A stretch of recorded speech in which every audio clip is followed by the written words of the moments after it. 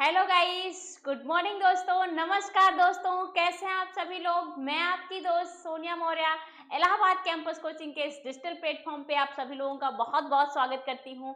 दोस्तों, हम लोग प्रतिदिन जनरल स्टडी के क्वेश्चन आंसर लेके उपस्थित होते हैं आपके लिए, ताकि आपका एग्जाम में अच्छा स्कोर हो सके। तो आप लोग बने रहिए हमारे साथ। जैसा कि आप लोग आने वाले आगामी परीक्षा के लिए पर डे जी जान लगा रहे होंगे, जी जान से लगे होंगे, तो इसीलिए आप लोगों की काफ़ी सहायता हो जाए, ताकि आप लोग अपने एग्जाम में अच्छे से स्कोर कर पाएँ। तो हम लोग आपके साथ भी लगे हुए हैं, तो देखना ना भूलें। चलिए हम लोग क्वेश्चन की तरफ बढ़ते हैं। तो आज फिर उसी सेशन में हम लोग क्वेश्चन को लेके आए हैं। ठीक है, क्या है, पॉलिटी से क्वेश्चन आंसर है, कहाँ से क्वेश्चन बनते हैं अक्सर, उस पे हम लोग उन्हें डिस्कस करते हैं। तो ये रहा स्क्रीन पे आपका पहला क्वेश्चन। भारत के संविधान सभा द्वारा राष्ट्रगान जनगण मन का हिंदी प्रारूप कब अपनाया गया। भारत की संविधान सभा द्वारा जनगण मन यानी राष्ट्रगान का जो जनगण मन है उसका हिंदी प्रारूप कब अपनाया गया।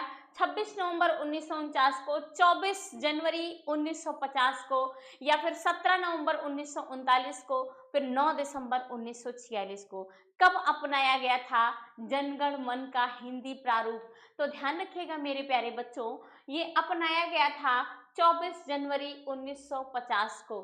कब? 24 जनवरी 1950 को। ठीक है, ये क्वेश्चन अक्सर एग्जाम में पूछता है। ठीक है, अब हम जनगण मन की बात करें। जो राष्ट्रगान है हमारा जनगण मन, इसको किसने लिखा था? तो ध्यान रखिएगा, जो हमारा जनगण मन है, राष्ट्रगान का जनगण मन, इसको लिखा था रविंद्रनाथ टैगोर ने लिखा था। रविंद्रनाथ टैगोर ने। ये जो रविंद्रनाथ टैगोर जी थे, ये इन्होंने इसको बंगाली भाषा में लिखा था। पहले किस में लिखा था? बंगाली भाषा में।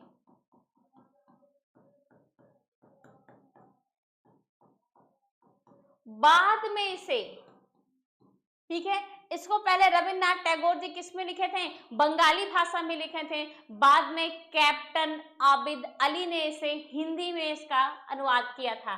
तो बाद में कौन अनुवाद किया था? क्वेश्चन पूछा जाए तो आपका उत्तर गलत नहीं होना चाहिए। कैप्टन आबिद अली। कौन थे ये? कैप्टन आबिद अली। इन्होंने हिंदी में अनुवाद किया था। किस में? हिंदी में अनुवाद किया था।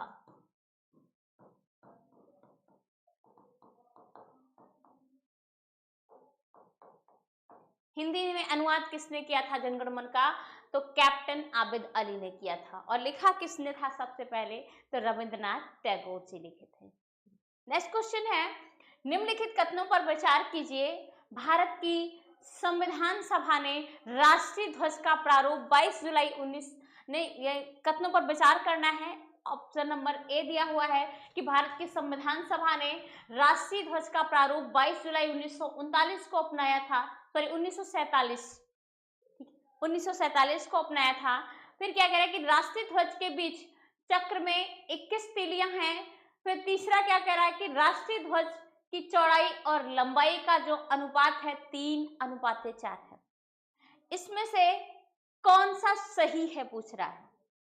तो ये बात बिल्कुल करेक्ट है कि जो भारत की संविधान सभा है वो राष्ट्रीय ध्वज को 22 जुलाई 1947 को एक्सेप्ट किया था, इन्होंने अपनाया था इसके प्रारूप को। जबकि जो राष्ट्रीय ध्वज है, राष्ट्रीय ध्वज के बीच जो तीलियां हैं वो तीलियां 21 नहीं बल्कि कितनी हैं? ये तीलियां 24 हैं।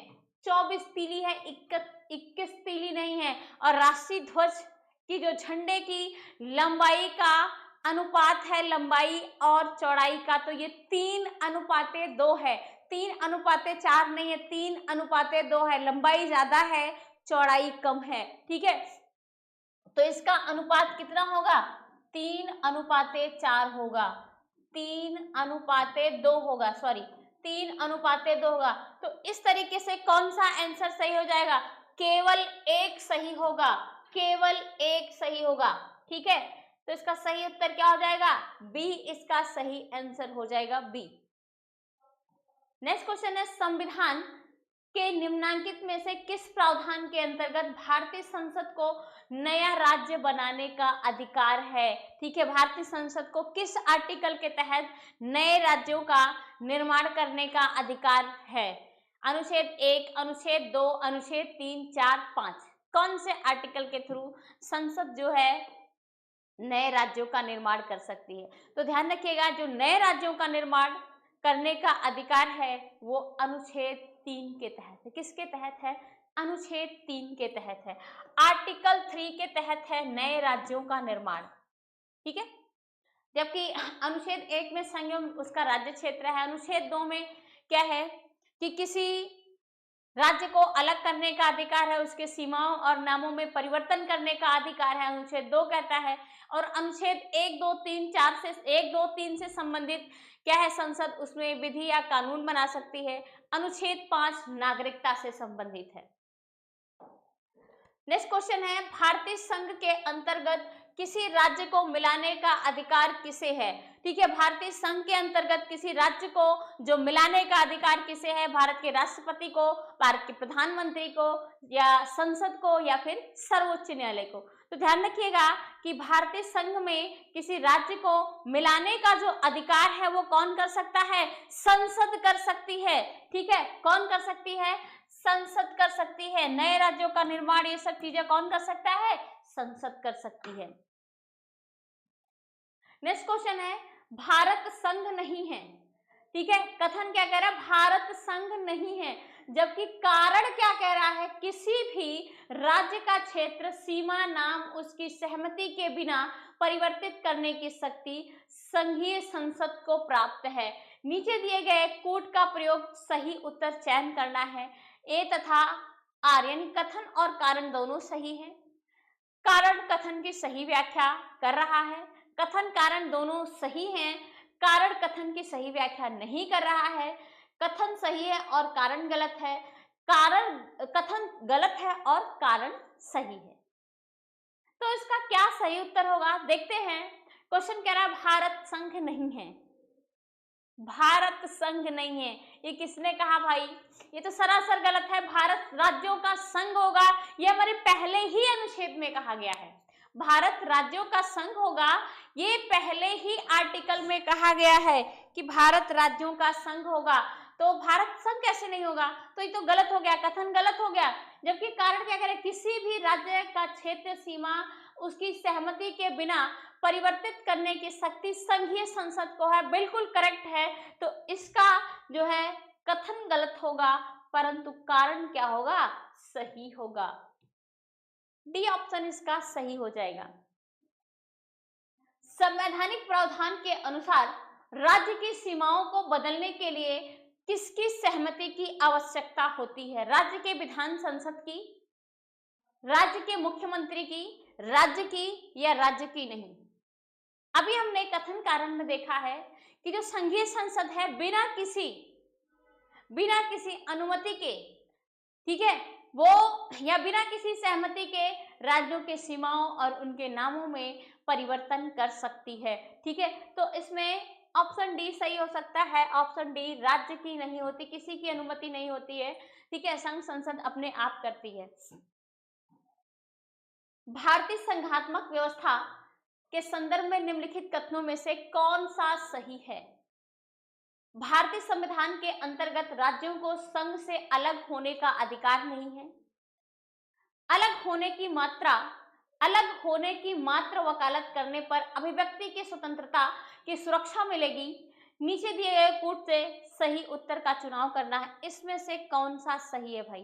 भारतीय संविधान के अंतर्गत राज्यों को संघ से अलग होने का अधिकार नहीं है, तो बिल्कुल करेक्ट है कि अनुच्छेद 1 में कहा गया है कि भारत राज्यों का संघ होगा, अर्थात भारत से किसी भी राज्य को अलग होने का अधिकार नहीं प्राप्त है। ठीक है, तो उससे अलग होने का अधिकार क्या है? नहीं प्राप्त है। ठीक है, दूसरा क्या कह रहा है? अलग होने की मात्र वकालत करने पर अभिव्यक्ति की स्वतंत्रता की सुरक्षा मिलेगी। अब देखिए, जो इसका सही आंसर होगा केवल पहला होगा, दूसरा वाला आंसर गलत है। ठीक है, तो केवल एक सही होगा, इसमें केवल एक सही होगा। यहाँ पे अलग होने के लिए कोई भी वकालत नहीं करनी पड़ेगी, है ना, व्यक्ति की स्वतंत्रता की सुरक्षा नहीं मिल सकती। केवल इसका फंडा है कि भारत के संविधान के अंतर्गत सभी राज्यों का संघ होगा, अर्थात भारत से कोई राज्य अलग नहीं हो सकते हैं। किस संविधान संशोधन द्वारा दिल्ली को राष्ट्रीय राजधानी क्षेत्र का दर्जा दिया गया था? वो कौन सा संविधान संशोधन है, ठीक है, कौन सा संविधान संशोधन है जिसके द्वारा दिल्ली को राष्ट्रीय राजधानी क्षेत्र का दर्जा दिया गया था? 67वां संविधान संशोधन, 69वां संविधान संशोधन, 68वां संविधान संशोधन या फिर 70वां संविधान संशोधन? किस संशोधन के थ्रू किया गया था दिल्ली को राष्ट्रीय राजधानी क्षेत्र घोषित किया गया था? कौन सा संविधान संशोधन था? ध्यान रखिएगा, ये आपका 69वां 69वां संविधान संशोधन था, जो कि कब लागू किया गया था? 1991 में आया था। कब आया था? 1991 में। ध्यान रखिएगा, 1991 में 69वां संविधान संशोधन के द्वारा दिल्ली को राष्ट्रीय राजधानी क्षेत्र का दर्जा दिया गया था। नेक्स्ट क्वेश्चन है, आजादी के बाद भाषा के आधार पर भारत के राज्यों का पुनर्गठन किस वर्ष हुआ था? आजादी के बाद भाषा के आधार पर भारत के राज्यों का पुनर्गठन किस वर्ष किया गया था? 1947 में, 1951 में, 1956 में या फिर 2000 में? तो भाषा पुनर्गठन अधिनियम कब आया था? तो ये 1956 में, 1956 में भाषा के आधार पे, ठीक है, राज्यों का पुनर्गठन कब किया गया था? 1956 में। हमारे उत्तर प्रदेश का भी पुनर्गठन 1 नवंबर 1956 को किया गया था। ठीक है, नेक्स्ट क्वेश्चन है, निम्नलिखित में से कौन सा भारत में भाषा के आधार पर बना पहला राज्य था? केरल, मध्य प्रदेश, आंध्र प्रदेश या फिर उत्तर प्रदेश? तो आप लोगों ने देखा कि भाषा के आधार पे भारत का पहला राज्य कौन बना था? वो बना था आंध्र प्रदेश। कौन बना था? आंध्र प्रदेश। ये कब बना था भाषा के आधार पे? 1 नवंबर 1953 में, 1 नवंबर 1953 को। नेक्स्ट क्वेश्चन है, भारतीय संविधान के कौन से अनुच्छेद में या भारतीय संविधान का कौन सा अनुच्छेद नागरिकता से संबंधित है? अनुच्छेद 3 से 10, अनुच्छेद 4 से 114, अनुच्छेद 5 से 11, अनुच्छेद 6 से 11। तो ध्यान रखिएगा, नागरिकता के प्रावधान की बात करें तो नागरिकता का जो प्रावधान है अनुच्छेद 5 से लेके 11 तक है। किससे है? अनुच्छेद 5 से लेके 11 तक है। और वही नागरिकता कहां से लिया गया है? नागरिकता का प्रावधान कहां से लिया गया? अमेरिका से, ब्रिटेन से? तो ब्रिटेन से लिया गया है। भारत का एक नागरिक अपनी नागरिकता खो देगा यदि वह, भारत का जो नागरिक है वो अपने नागरिकता किस प्रकार से खो सकता है? यदि वह भारतीय नागरिकता का परित्याग करता है, यदि वह स्वेच्छा से अन्य देश की नागरिकता प्राप्त कर लेता है, यदि किसी अन्य देश के नागरिक से विवाह करता है, यदि सरकार की आलोचना करता है, तो वह अपनी नागरिकता कब खो सकता है? ध्यान रखिएगा, भारत का जो नागरिक है अपनी नागरिकता कब खो सकता है? यदि वे स्वेच्छा से अन्य किसी देश का नागरिक प्राप्त हो जाता है, ठीक है, आर्टिकल 8 के तहत, और भारतीय नागरिकता का परित्याग कर देता है, तभी वो अपनी नागरिकता खो सकता है। इसके अलावा वह किसी अन्य देश के नागरिक से विवाह करता है तो वो अपनी नागरिकता नहीं खोता है जब तक कि वो वहां की नागरिकता का जो है नागरिकता ग्रहण ना कर ले। चौथा ऑप्शन क्या कह रहा है? सरकार की आलोचना करता। सरकार की आलोचना तो बहुत सारे लोग करते हैं, तो ऐसा नहीं है कि वो नागरिकता को खो देंगे। ठीक है, तो इसमें सही आंसर क्या हो जाएगा? 1 और 2 इसका सही उत्तर होगा। यदि वो क्या है, स्वेच्छा से अन्य देश की नागरिकता को प्राप्त कर ले या फिर भारतीय नागरिकता का परित्याग कर दे, तो इसमें 1 और 2 सही हो जाएगा। सी वाला ऑप्शन आपका राइट होगा, 1 और 2। नेक्स्ट क्वेश्चन है, किस देश में दोहरी नागरिकता, ठीक है, policy of dual citizenship, policy of dual citizenship का सिद्धांत स्वीकार किया गया? किस देश से? भारत से, कनाडा से? भारत में, कनाडा में, ऑस्ट्रेलिया में या फिर संयुक्त राज्य अमेरिका में? किस देश में दोहरी नागरिकता का प्रावधान है? तो वो है आपका संयुक्त राज्य अमेरिका में दोहरी नागरिकता का प्रावधान है। संयुक्त राज्य अमेरिका के संविधान में दोहरी नागरिकता का प्रावधान है। एक तो उस देश का नागरिक होता है व्यक्ति, और जिस राज्य में रहता है उस राज्य का भी नागरिक होता है। नेक्स्ट क्वेश्चन है, निम्नलिखित में से कौन नागरिकता के अर्जन हेतु शर्तों के नियत के लिए सक्षम है? कौन नागरिकता के अर्जन हेतु शर्तों के नियम के लिए सक्षम है? चुनाव आयोग, राष्ट्रपति, संसद एवं राज्यों की विधानसभाएं सम्मिलित रूप से, या फिर संसद?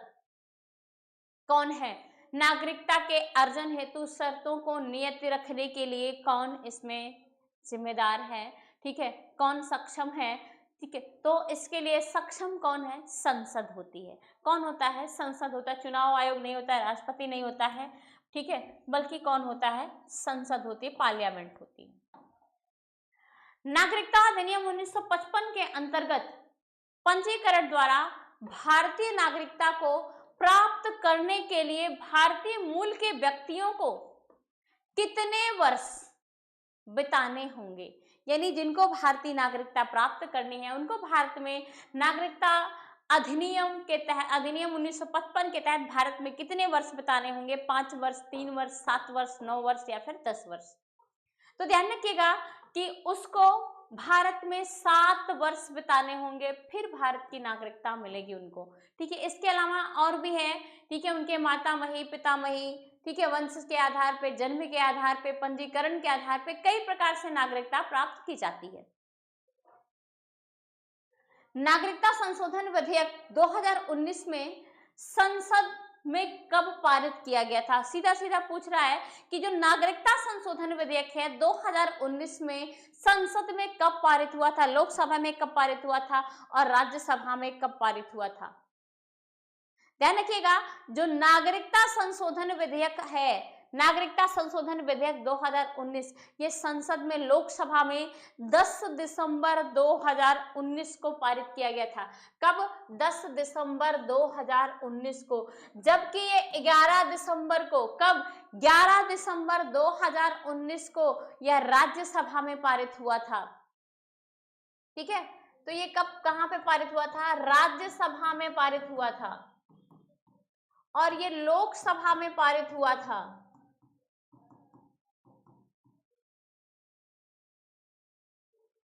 और फाइनली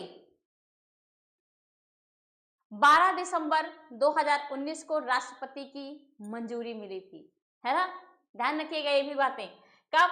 12 दिसंबर 2019 को राष्ट्रपति की मंजूरी मिली थी।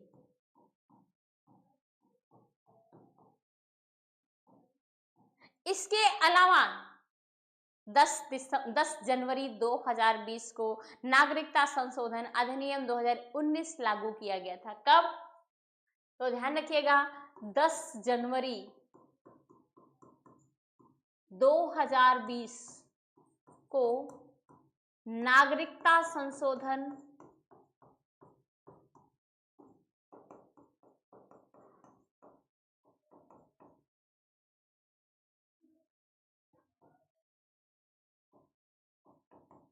अधिनियम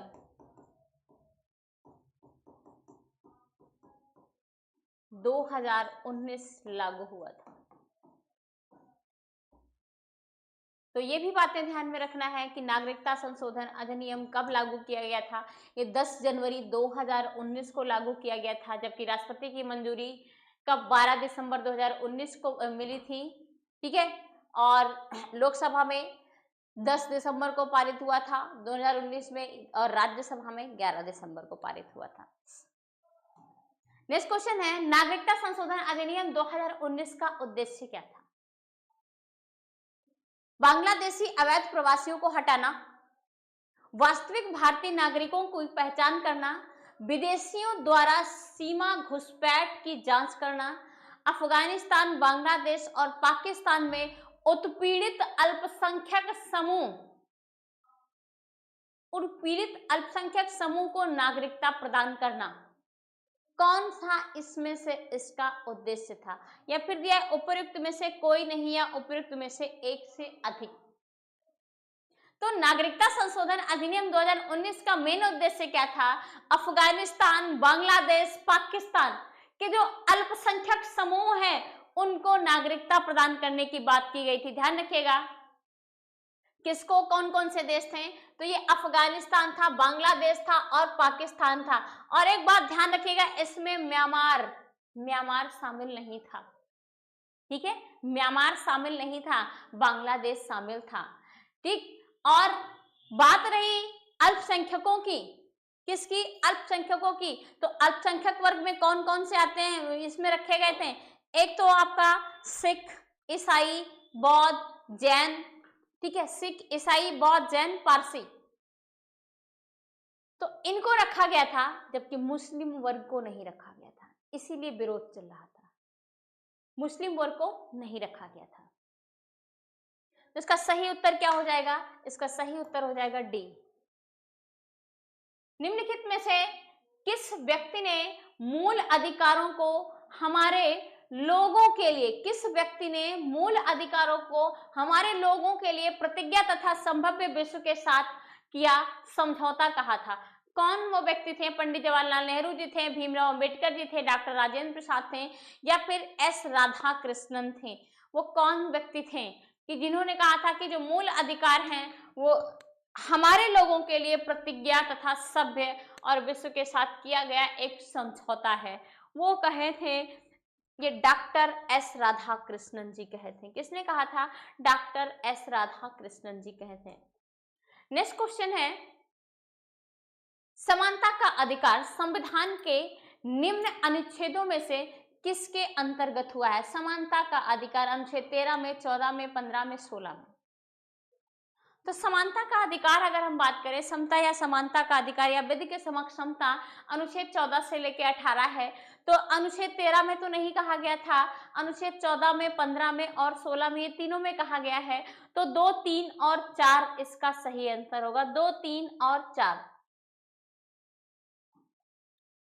धर्म आदि के आधार पर विभेद का प्रतिषेध भारत के संविधान के अनुच्छेद 15 में एक मूल अधिकार है जिसे इसके अधीन वर्गीकृत किया जाता है। धार्मिक स्वतंत्रता के अधिकार के अंतर्गत, शोषण के विरुद्ध अधिकार के अंतर्गत, सांस्कृतिक और शैक्षिक अधिकार के अंतर्गत, या फिर समता के अधिकार। अभी हमने बात किया है कि जो समता या समानता का अधिकार है वो क्या है?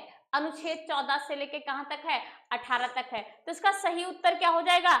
समानता का अधिकार या फिर समता का अधिकार के अंतर्गत रखा गया है। आर्टिकल 15 को समता या फिर समानता के अधिकार के अंतर्गत रखा गया है। नेक्स्ट क्वेश्चन है, भारतीय संविधान में जैसा निहित है निम्न में से कौन सा समानता मौलिक अधिकार में सम्मिलित नहीं है?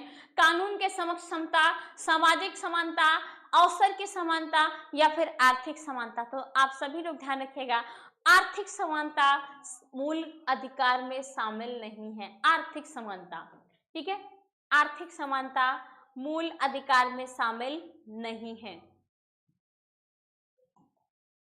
कथन है, सामाजिक, आर्थिक एवं राजनीतिक क्षेत्रों में समान अधिकार निर्मित करने के उद्देश्य से राज्य असमान लोगों के लिए भिन्न व्यवहार करता है।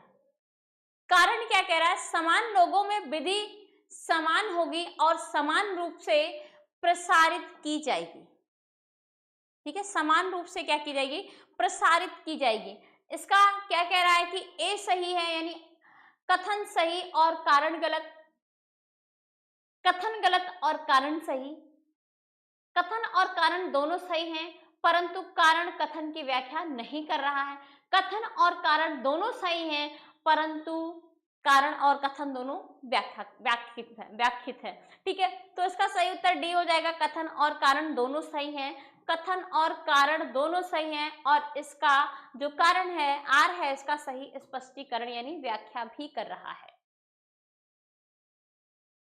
नेक्स्ट क्वेश्चन है, भारत में अस्पृश्यता का निवारण निम्न में से किस उपायों द्वारा किया जा सकता है?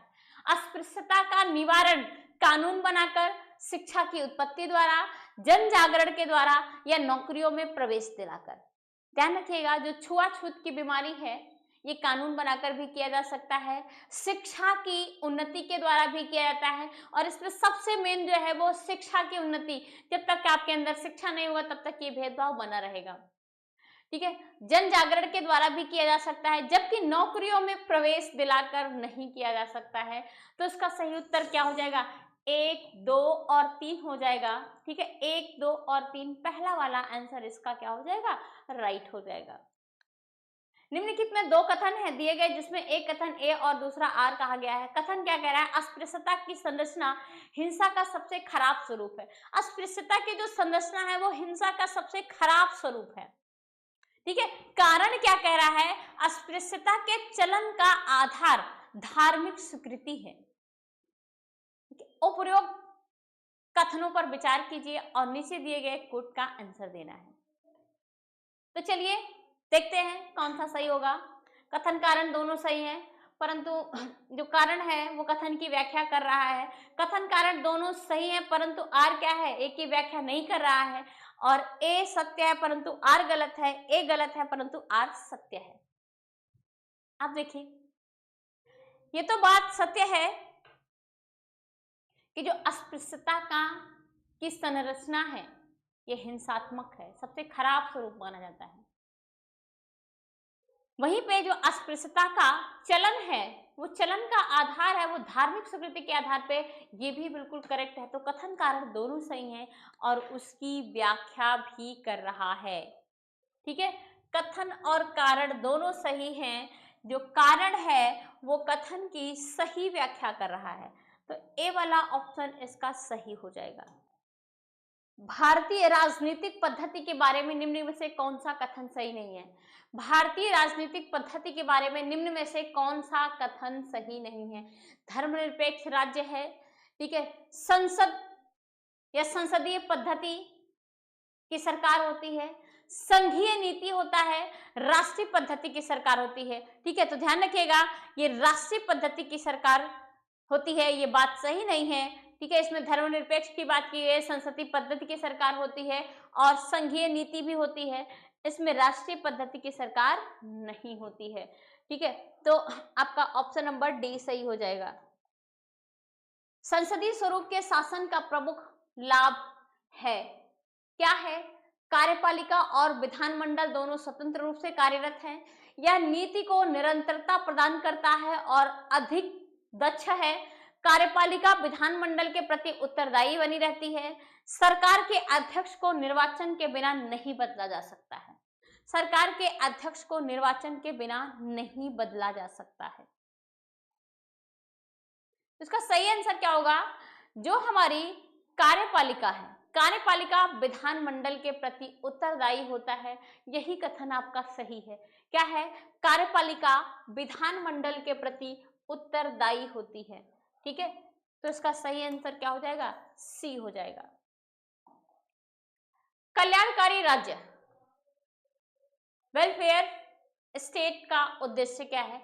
अधिकतम संख्या का अधिकतम कल्याण करना, कमजोर वर्गों के कल्याण का प्रबंधन करना, सभी नागरिकों को स्वस्थ सुविधाएं करना, या उपरोक्त में से कोई नहीं। जो कल्याणकारी राज्य की बात कर रहे हैं, वेलफेयर स्टेट की बात कर रहे हैं, वो कमजोर वर्गों के लिए कल्याणकारी जो योजनाएं वगैरह होती हैं उसका प्रबंधन करना, या कमजोर वर्गों के लिए कल्याणकारी राज्य का प्रबंधन करना, ये कल्याणकारी राज्य का एक उद्देश्य है। नेक्स्ट क्वेश्चन है, राज्य हर जगह अंतराल शायद कोई छोड़ता है, यह वक्तव्य किस धारणा की व्याख्या करता है? कल्याणकारी राज्य की, लोकतांत्रिक राज्य की, कम्युनिस्ट राज्य की, या पुलिस राज्य की? तो राज्य हर जगह, ये अंतराल, यह अंतराल, ठीक है, कोई छोड़ता है, तो ये किसका कथन है? ये कल्याणकारी राज्य का कथन है, या कल्याणकारी राज्यों के लिए बात की गई है। किसके लिए बात की गई है? तो ये कल्याणकारी राज्यों के लिए बात की गई है। ऑप्शन नंबर ए सही होगा। नेक्स्ट है, भारत में दल विहीन प्रजातंत्र किसने प्रस्तावित किया था? एस ए डॉगे ने, राम मनोहर लोहिया ने, महात्मा गांधी ने, या जयप्रकाश नारायण ने? दल विहीन प्रजातंत्र का प्रस्ताव किसने रखा था? तो ये किया था जयप्रकाश नारायण ने। दल विहीन प्रजातंत्र का, ठीक है, किसने किया था? जयप्रकाश नारायण ने किया था। इसका सही आंसर क्या हो जाएगा? डी। इनको लोकनायक भी कहा जाता है। जयप्रकाश नारायण जी को क्या कहा जाता है? लोकनायक भी कहा जाता है। तो थैंक यू दोस्तों, फिर मिलते हैं हम लोग किसी अगले वीडियो में। आज तक के लिए धन्यवाद।